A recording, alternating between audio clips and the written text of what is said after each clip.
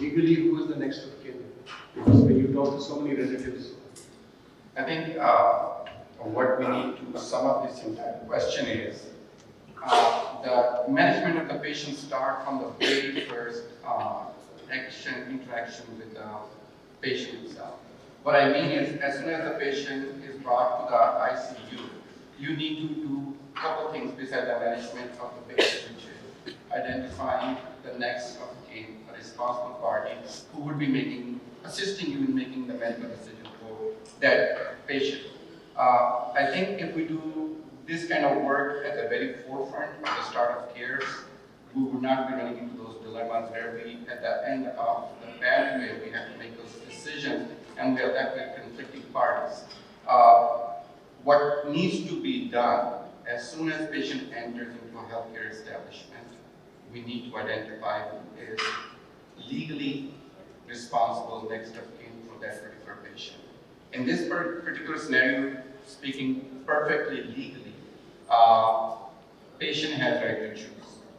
If they are of sound mind, where clinicians do feel that they are competent to make their own medical decisions, they have the right to decide their end of life, as long as that does not go against the Sharia or legal standing rules. Unfortunately, in this country, we do not have established rules, so you guys, the clinicians, are the first ones who are establishing those rules under the circumstances. So I think if person is of sound mind, you let them decide their exit from this temporary world and go from there. But counseling of the family members, identifying the next of kin, they're critical, and they would save you from a lot of headaches down the road. Could I say something, Dr. Richard? You see, what Dr. Kadesi pointed out in the beginning is that we need very intricate legislation on this. The thing is, there should be laws for people who believe in Islam. There should be separate laws for those who have other faiths. And there can also be other laws for people who have no faith at all. They're also citizens of Pakistan. They have a right. And the legislation has to be very intricate. And the legislation structure has to be designed by three people. There should be people like Dr. Kadesi, the doctors at the esteemed panel. There should be lawyers like himself. And there should be also ulama to cover the religious element. The thing is, like the esteemed lawyer suggested, if the patient is in the right state of mind. But when 3 days or 4 days into the treatment, the patient loses their state of mind. Right? Who is the next of kin? I think that this is a very good opportunity to get the ball rolling. Who is authorized to do it? Because somebody might be the admitting person who takes the patient to the hospital, but the wife or the spouse could be somebody else. And in accidental case, what do you do? Trauma patients. So I think that we need to have very intricate legislation, but that legislation cannot begin unless all these questions are posed to people, to stakeholders. I'm sorry for the interruption, sir. To add on to this, it's not just with end of life or death that we face this problem. We are often faced this problem when we see patients in our clinics where the family comes to us and says, "Okay, my mother has cancer, please give me help." Who do we take the consent from? Legally in Pakistan, if you follow the guidance of the Punjab Healthcare Commission, whom we work under, it has to be the patient. So if ever there is a mishap and you are charged with malpractice, the Healthcare Commission always comes up and says, but the patient never consented to this. How did you do this surgery? And the consent is often signed by the husband or the father or the brother or the son or even sometimes the uncle. So I put it to all of you. As it stands today, let's start with this. There is a law in Pakistan about who should sign the consent. And I think most of us ignore that law. So would it also relate here to the fact that all these patients come through and if they're of sound mind, at least you take some consent from them. So that you do have some guidelines, even explain to the family, look, see this gentleman before he went into this situation did consent to the fact that he did not want to be put on a ventilator.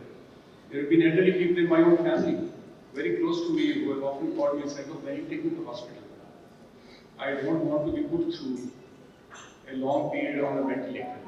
What do? You won't document that. So I think it's pertinent to start with the fact that who gives consent in Pakistan? We deal with it every day. So from a legal standpoint, I would like to ask Alexander, as a lawyer, and Manasa, please put it to us that consent should be given by the person of sound mind and sound state for an operation or a procedure, not the next of kin. Would that be legal? That is perfectly legal. I think primary responsibility of decision making relies with the patient themselves if they are of sound mind. If that patient is married, next of kin, legal next of kin is wife, not a brother or sister. So you need to go through this line of chain of command. What is the hierarchy, legally speaking? So if it's a male married, next of kin is the wife, not the brother, not the sister, not the sister-in-law. Straightforward. But again, because there's no clear pathway for it, people who are adjudicating the entire process, PHC, they are also confused about the whole thing because there's not black and white, and we are dealing with multiple parties about one patient at any given time. So you would have one brother who say, do everything for my brother, while the wife would say, he had enough, let him go. So from that point of view, I think as a clinician, we all need to have basic understanding is if a person is married, it's the wife. If he or she is single, then it goes back to the parents. If parents are absent, it's brothers and sisters, and then it goes on. If there are children involved, children cannot consent unless they are age of majority, which is 18 years old. So those are the kind of basic scenarios we need to look at.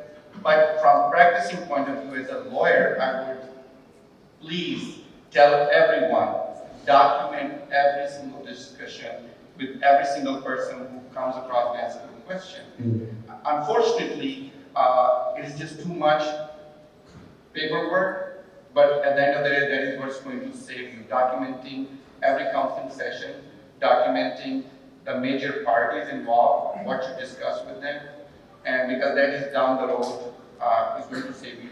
This thing ever ends up in a adjudicating matter. Well, first of all, usually the next of kin is the loudest person.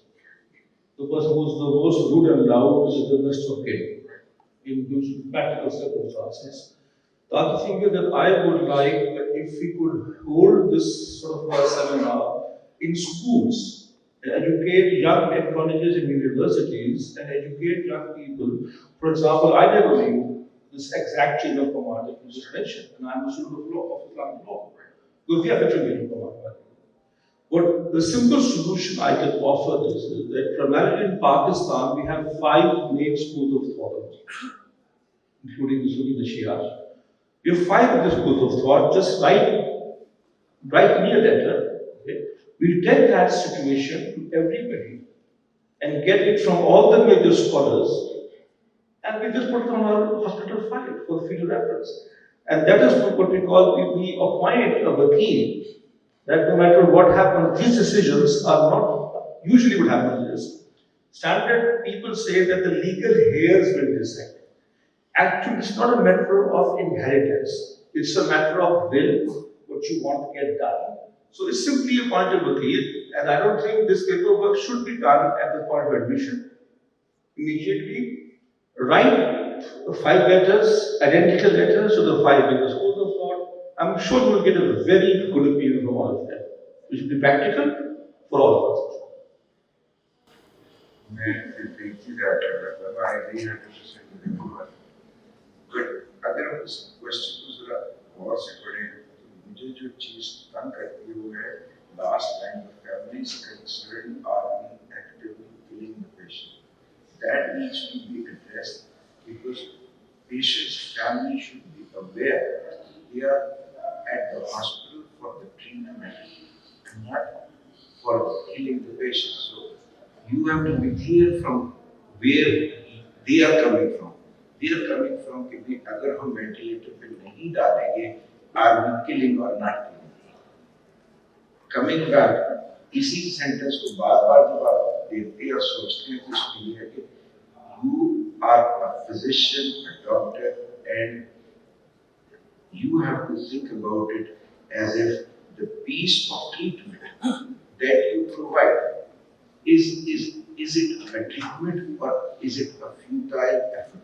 So if you sit and decide and think, it can be two physicians, it can be three physicians. If there is futile treatment, then you just clearly tell them you are not killing the patient is dying from his or her own disease. So if that has become clear to the family, then it becomes easier for them to swallow the difficult pill, and then it becomes much more smoother for the doctors as well. Thank you. That's